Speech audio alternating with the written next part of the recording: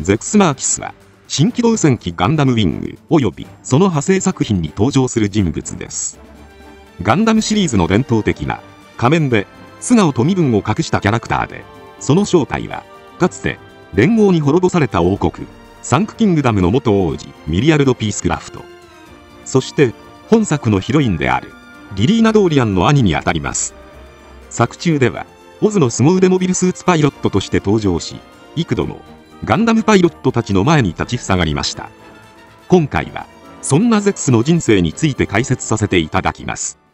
アフターコロニー176年、ゼクスことミリアルド・ピースクラフトはサンクキングダム王家の王子として生を受けました。テレビ版でピースクラフト王として登場した彼の父マルティクス・レクスは、非武装、非暴力、非戦争を掲げる完全平和主義を提唱。これによりサンクキングダム王国は医療国家として復興し、世界からの信用を得ていましたが、その思想は地球圏統一連合から危険視されることとなります。そしてアフターコロニー182年、連合軍はダイモーネゲル将軍率いる部隊によって王国を侵攻し、サンクキングダムは崩壊しました。ミリアルドの両親はその戦争で死亡し、妹リリーナとは生き別れとなりました。この悲劇が彼の心に深い傷を残し、連合への復讐を決意させることになります。ミリアルドは復讐のためオズの前身である連合軍の士官養成学校に潜入し、ゼクス・マーキスとしてのキャリアをスタートさせます。なお、ゼクス・マーキスという偽名は彼の祖母カテリナ・ピースクラフトの偽名シス・マーキスに由来しています。シスはフランス語で6を意味し、ゼクスはドイツ語で6を意味します。またカテリナはライトニングクイーンと呼ばれており、ゼクスもテレビ本編ではライトニングバロンと呼ばれるというつながりがあります。ゼクスは若くして卓越した能力を示し、アフターコロニー186年、わずか10歳でトレーズ・クシュリナーダが率いたモガディシオ攻略戦に参加しました。彼はトレーズと共に白きエアリーズに登場し、目覚ましい活躍を見せました。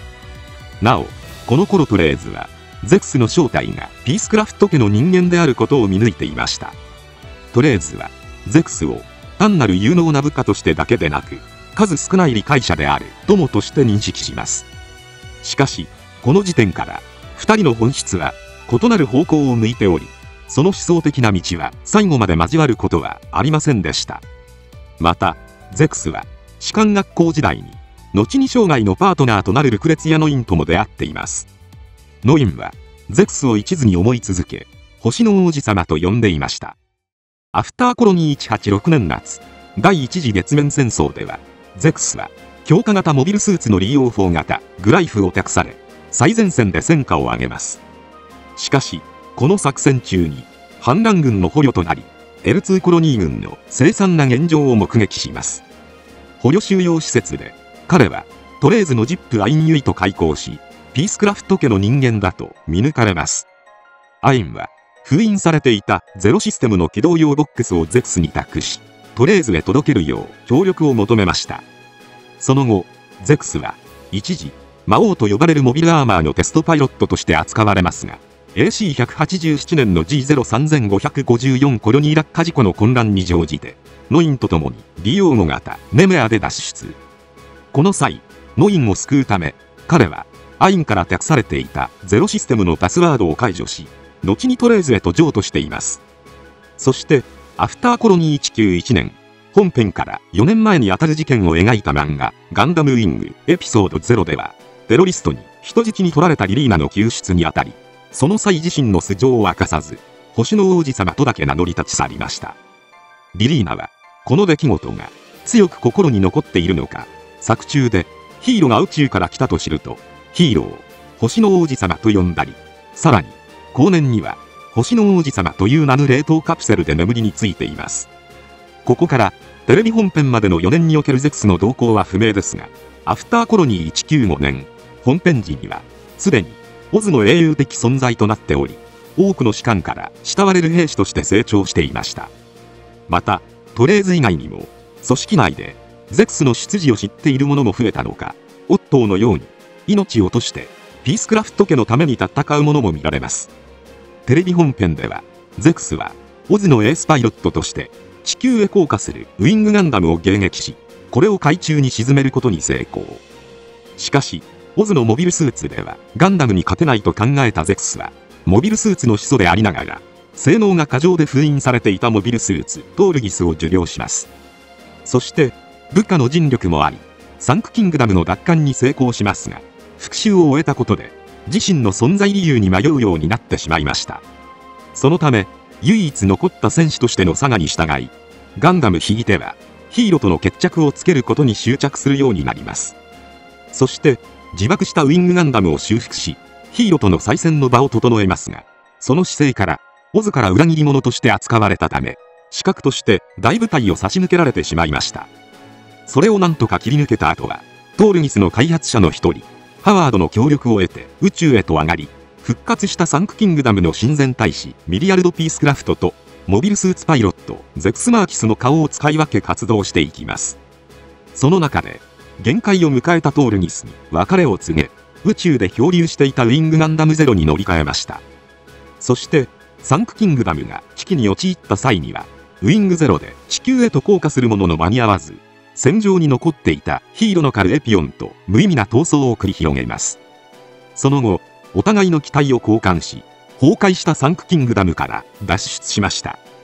それからは、サンクキングダム崩壊により、失意の日々を過ごしていましたが、ある時、コロニー過激派の武装組織ホワイトファングから、自分たちの指導者となるよう誘われます。そして、民衆に凄惨な戦争体験をさせることで、戦争の恐怖と無意味さを植え付け、平和を実現するために、ミリアルド・ピースクラフトとして、ホワイトファングの指導者に就任。戦争の根源たる地球の排除を掲げ、地球に対して攻撃を開始します。そして、トレーズ率いる地球軍や、ホワイトファングの拠点、リーブラを脅威と捉えたガンダムチームとの戦いを繰り広げました。最終的には、ヒーロの決闘に敗れ、ヒーロのような、他者を思いやる優しさこそ、平和に必要な要素と思い直し、ヒーロの代わりに、リーブラの動力炉を破壊。エピオンと共に爆炎の中へと消えました。こうして、イブ王と呼ばれる戦争は終結しました。なお、アニメ版を、エンドレスワリツを軸に再構成した漫画版、敗者たちの栄光では、大まかな動向は変わらないものの、サンクキングダム奪還の際には、オットーではなく、自らトールギスで特攻し、城へと殴り込んでいるなど、細かな描写変更が行われています。その後、ゼクスは生死不明と扱われ、トレーズの横に墓が建てられていますが、実は生存しており、秘密裏に火星へ向かい、エピオンを旧友エルブ・オネゲルに預けました。そして、AC196 年12月、マリーメン・ヤクシュリナーダの反乱が勃発。ミリアルドは再び動き出します。ゼクスは、地球圏統一国家大統領直轄の秘密組織、プリベンターに接触し、コードネーム、火消しの風、ウィンドを名乗ります。こうして、レディアンから託された、トールギス3に登場し、マリーメイヤ軍の主力拠点、MO3 を破壊するなど、マリーメイヤ軍の地球降下作戦を阻止しようと奮戦しました。その後、ブリュッセル大統領府での最終防衛戦では、ノインのトーラスと共に、モビルドールサーペント部隊と交戦します。ゼクスは、この戦闘で、敵パイロットの命を奪わない、不殺を貫き、民衆の決起を促すきっかけの一つとなっています。そして、反乱終結後、ミリアルドは、ノインと共に、妹、リリーナが目指す火星テラフォーミング計画への極秘参加という形で地球圏を離れます。彼の火星移住の目的は、テラフォーミング計画への貢献と同時に、火星に隠匿していたエピオンを、他のガンダムと同様に廃棄するためでした。しかし、ノインの兄、ディズヌフのイエンハイムの刺客によってエルブが殺害されてしまい、エピオンはディズヌフに奪取されてしまいます。火星に移住したミリアルドは、ピースクラフトの血筋と功績から、火星連邦政府の初代大統領に選出されます。彼は、流血を伴うことなく、粘り強い交渉によって、地球圏統一国家から火星連邦政府の自治権を獲得しました。また、この頃ゼクスはノインと結婚し、双子の子供、ナイナとミルを授かっています。その後、ある時、ゼクスは、大統領の座とミリアルド・ピースクラフトの名をディズヌフに譲りました。理由は明確にされていませんが、冷凍睡眠中のリリーナを人質に取られたため、上位を余儀なくされたと考えられます。その後、ミリアルドが、武将髭を生やし、サングラスで正体を隠し、娘のナイナを連れて火星を旅するキュレネの風として活動を始めます。その目的はエルブから奪われたエピオンの捜索でした。そしてマーズセンチュリー0017頃、ノイエンハイム社が敵ということを突き止めたミリアルドはファザーマックスウェルを介してナイナをシュバイカー孤児院に預けます。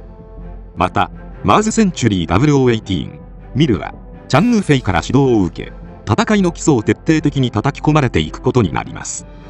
その後マーズセンチュリー0021から0022にかけてミリアルドを語っていた火星初代大統領のディズヌフがトロワフォボスに暗殺され、冷凍カプセルで眠っていたリリーナが目覚め2代目大統領に就任しました。しかしリリーナが完全平和主義を掲げた直後、ラナグリン共和国が火星連邦政府から独立し宣戦布告。その指導者として現れたのがかつてのオズ時代のゼクスとウリ2つの姿を持つゼクスマーキス上級特佐でした。この AI ゼクスの正体はノイエンハイム社に奪われたエピオンのゼロシステム内に残存していたミリアルド・ピースクラフトの残留思念をホログラム技術で立体映像化した存在です。 AI ゼクスはミリアルドがホワイトファング時代に抱いていたリーブラを落として平和を達成するという危険な思想の継承者でした。こうして戦争を終わらせるべくガンダムパイロットたちが奮戦。そんな中キュレネの風はどこにも所属せずトールギスヘブンで散発的に戦場へと介入していましたが、移動要塞バベルとの戦いで重傷を負い一時昏睡状態に陥ります。その後リリーナがラナグリン共和国の降伏文書に署名し戦争犯罪者として処刑されることになりましたが、ミリアルドは意識を取り戻し自らが火星連邦政府初代大統領だったミリアルド・ピースクラフト本人であることを公表しました。こうしてそもそも初代大統領のミリアルドが生きているのだから2代目大統領は存在しないという理論で降伏文書を無効とします。そしてヒーローのスノーホワイトと AI ゼクスが狩るエピオンの戦いに決着がつき戦争は終結しました。その後ファザーマックスウェルが真の2代目大統領となり、ミリアルドはノイン、ナイナ、ミルと共に牧場へと移り住み、戦いとは無縁の穏やかな生活を送っています。余談ですが、エンドレスワレツでゼクスは自らを火消しの風ウィンドと名乗りましたが、作中では全員からゼクスと呼ばれ、一度もウィンドと呼ばれることはありませんでした。そのためゼクス役の声優小安武人氏からも突っ込まれたことがあったそうな。ということで以上、ミリアルド・ピースクラフトの歴史についてでした。テレビの前日談を知るとシャアの生い立ちに非常に似ていることがわかるのではないでしょうか。ただ最終的に人類の可能性を否定して消息不明となったシャアと異なり、人類の可能性を信じて戦うようになったという違いも見られます。今回は以上となります。チャンネル登録されるかはお任せいたしますので、もしよければもう一本動画を見ていただければとても嬉しいです。最後までご視聴ありがとうございました。